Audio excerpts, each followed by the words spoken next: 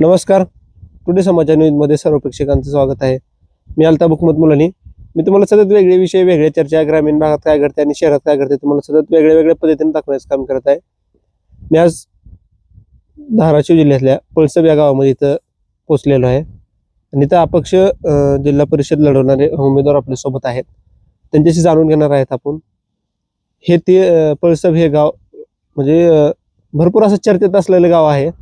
धाराशिव जिल्ह्यामध्ये भरपूर ठिकाणी चर्चेत गाव आहे राजकारणाच्या बाबतीमध्ये. तर आपल्यासोबत आहेत काय नाव तुमचं? मी ज्योतिराम भोसले. नमस्कार. काय सांगताल आता तुम्ही जिल्हा परिषद लढवणार आहात तर तुमचं मिशन काय असणार आहे आणि तुमचं धोरण काय आहे?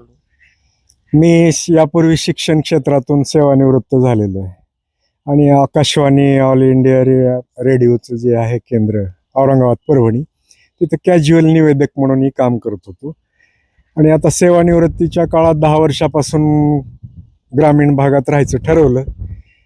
शहर सोडून गावाचा विकास, परिसराचा विकास, लोकसेवा काहीतरी करता यावी. नुसतं सेवानिवृत्तीचं जीवन शहरात घालवण्यापेक्षा लोकांची कामं, लोकांशी मिळून मिसळून ग्रामीण भागाची आवड असल्यामुळं आणि कामाची निरीक्षण असं केलं. जिल्हा परिषदेच्या निवडणुका बऱ्याचशा कालावधीनंतर होत आहेत आणि आता तरी चांगले उमेदवार जिल्हा परिषदेवर मिनी मंत्रालय म्हटलं जातं याला. याच्यामध्ये चांगल्या लोकांनी यावं, चांगली कामं करणारी. पण उमेदवाराकडे पाहिलं असता ते पक्षाने जे टाकलेले असतात त्यांना निवडून द्यायचं काम लोक करतात, पण लोकांचं उद्बोधन करावं. पक्षापेक्षा अपक्ष उभारलेले उमेदवार सुद्धा काम करण्याची जिद्द असते, चिकाटी असते, निस्पृह वृत्ती असते, त्यागी वृत्तीनं काम करायची इच्छा असते. कंत्राटदारांचा जो मेळावा मुख्य जे दिसायला लागलाय सध्या कुठल्याही राजकारणामध्ये की शासकीय कंत्राटे मिळवायची, जिल्हा परिषदेमध्ये त्याचं प्रमाण अधिक आहे. रस्ते आहेत, पाण्याचे आहेत, बांधकामाचे आहेत. तर याच्यावर लक्ष ठेवून ते आपणाला कसं मिळेल आणि मग त्याच्यातून हळूहळू ते काम लोकांसाठी, गावासाठी न होता स्वतःच्या नफ्यासाठी होतं आणि त्याचा दर्जा घसरतो. याच्याऐवजी कोणीतरी आपलं लोकांच्यासाठी उत्तम काम करणाऱ्या माणसांनी तिथे उभं राहावं. पण लोक काय करतात, हा असा तो तसा, ह्या पक्षातला असा तसा, याच्या चर्चा पारावर करत बसतात. त्याच्यापेक्षा चांगल्या लोकांनी चर्चा करत बसण्यापेक्षा आणि त्यांना नावं ठेवण्यापेक्षा त्याच्यात उतरावं आणि सहभाग घ्यावा. मग त्यांनाही वाटेल की बाबा चांगली माणसं जाऊ शकतात निवडून. नाहीच गेले तरी निदान ते प्रबोधन तरी इलेक्शनच्या निमित्तानं करतील. जिल्हा परिषदेकडे ही कामं आहेत, याच्यातून ह्या योजना येतात, त्या तुमच्यापर्यंत आल्यात का, आपण सगळे मिळून ही योजना राबवू. असे अनेक उपक्रम माझ्या डोळ्यासमोर आहेत. कृषी संबंधी आहेत, जैविक शेती संबंधी आहेत, आरोग्याच्या समस्या आहेत. शिक्षणाच्या बाबतीत मी रिटायर झाल्यापासून गावात पाहतोय की इंग्रजीला शिक्षक नाही, गणिताला शिक्षक नाही. आल्यापासून मी काही विषय शिकवले, इंग्रजीला शिक्षक नाही म्हणून इंग्रजीचे तास घेतले, 96% निकाल मिळाला. पण कुणी नेता किंवा नेतृत्व असं म्हणत नाही इथं का शिक्षक नाही, त्याच्याकडे लक्ष नाही. जिल्हा परिषदेच्या शाळा उडवायच्या आणि स्वतःच्या खाजगी संस्था काढायच्या. अशा प्रकारच्या धोरणामुळे त्या जिल्हा परिषदेची आम्ही शिकलो तेव्हा क्लास 2 होते प्रत्येक जिल्हा परिषदेला. इथं क्लास 2 होते, कोंडला क्लास 2 होते, जागजीला क्लास 2 होते. आता क्लास 2चे जवळजवळ मला वाटतं 20-25 वर्षात नियुक्तीच नाही. शिक्षणाचे हाल असेच आहेत. जिल्हा परिषदाचं शिक्षण विभाग याच्यावर काम करेल. आमच्यासारखी शिक्षण क्षेत्रातली माणसं तिथं आली तर निदान या गोष्टीकडे तरी लक्ष वेधतील अधिकाऱ्यांचं. यासाठी या निवडणुकीत आम्ही उतरलो की आम्हाला या प्रश्नाची जाण आहे. बरं, आता मला सांगा, तुम्ही निवडणुकीमध्ये उतरलात, बरोबर? तुम्ही अपक्ष लढणार आहे. बरं, ठीक आहे, ते अपक्ष पण तुम्ही लढणार आहेत, पण तुमचं मिशन काय असणार आहे किंवा निवडणुकीत उतरण्याचं मिशन मागचं काय? हेच मिशन, जसं पक्षाची काही ध्येय धोरणं असतात ती ठरलेली आहेत, परंतु त्या पक्षातल्या उमेदवारालाही माहीत नाहीत असे उमेदवार उभे आहेत इथं. आमचं निश्चित असं एक मिशन आहे की लोकांमधून आलेल्या नेतृत्वानं लोकांना घेऊन जर कामं केली तर ती फार वेगानं होतात. गावातली जी काही मजबूत कामं आहेत ती लोकांनी स्वयंस्फूर्तीने, मोठे मोठे मंदिरं बांधलेले आहेत लोकांनी, मोठे मोठे सामाजिक उपयुक्ततेच्या गोष्टी लोकांनीच उभ्या केलेल्या आहेत बऱ्याचशा.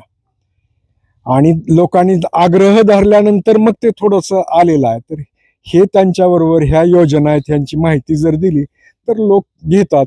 लोकांना माहिती देणं योजनांची आणि त्या उत्तम रीतीनं लोकांपर्यंत पोहोचवणं. अनेक उत्तम योजना आहेत सरकारच्या, योजना नाहीत असं नाही, परंतु लोकांना त्याची माहिती नसल्यामुळं संघटित उठाव जर झाला तर ती योजना योग्य रीतीनं आपल्या गावापर्यंत पोहोचते, राबते. हा उद्देश मुख्य ठेवलेला आहे. आता मला सांगा, तुम्ही निवडून आल्यानंतर सगळ्यात अगोदर काम कोणचं असणार आहे तुमचं? आरोग्य, शिक्षण आणि पाणी हे बेसिक प्रश्न जसेच्या तसे आहेत. तर या प्रश्नाच्या सोडवणुकीसाठी काम करायचा प्रयत्न करेन. महिलांचं उद्योगासाठी काय असणार आहे आणि शालेय जे मुलं असतात त्यांच्यासाठी काय असणार? महिलांचे बचत गट अतिशय उत्कृष्ट काम करतात, पण त्यांच्या CRP साधी बैठक घ्यायला कुठे जागा नाही. सावकारमुक्त गावं करतायत त्या महिला. त्यांच्याकडे आर्थिक सत्ता आली, आर्थिक पैसा त्यांच्या हातात खेळतोय, परंतु त्यांना साधं बैठक घेण्यासाठी जागा नाही. जागा उपलब्ध आहेत तर लोक देत नाहीत, दुर्लक्ष करतात त्यांच्याकडं. निवडून आलेले जे लोक आहेत, पंचायत सदस्य वगैरे, यांना सुद्धा माहित नाही ह्या किती उच्च प्रतीचं काम करतात. आहे आपला बचत गट असं दुर्लक्षित होतं. तर अशा ह्या दुर्लक्षित गटाकडे विशेष लक्ष खेचण्यासाठी आणि त्यांना नवीन नवीन उद्योगाचं प्रशिक्षण कोणाच्या मार्फत देता येईल, व्यवसाय केंद्र असेल, एखादं कौशल्य विकास केंद्र असेल, हे दिलं तर महिला पटकन ते ऍक्सेप्ट करतात. तर महिला सशक्तीकरणाचं आणि स्वतःच्या पायावर उभं राहण्याचं काम आपल्याला हाती घेता येतं. शालेय मुलासाठी काय असणार आहे? आमच्या गावामध्ये मेजर बालाजी शेंडगे सेवानिवृत्त झालेले आहेत. शासनानं काय केलेलं आहे की माजी विद्यार्थ्याचा संघ आणि त्याचा अध्यक्ष नेमून त्याच्या मार्फत लोकसहभाग वाढवून शाळेचा विकासाचं एक उत्तम धोरण आहे. आणि आमच्या इथल्या अनेक माजी विद्यार्थी बाहेरच्या देशात आहेत. माझा स्वतःचा भाऊ बाहेरच्या देशात केम्ब्रिज विद्यापीठात सायंटिस्ट म्हणून काम करतोय. हे सगळे असे एकत्र येऊन आपले आर्थिक सहकार्य करतायत आणि त्याच्यातून मुलांसाठी ट्रॅक, पोलीस भरतीसाठी मुलं शाळेच्या मैदानाचा उपयोग करायला लागलेत. आता रस्त्याने अपघाताची भीती आहे, स्वतःची मेहनत घेऊन रस्त्याने धावत होते. त्यांना गोळा फेक नाही, डिप्स मारण्यासाठी डबल बार नाहीत.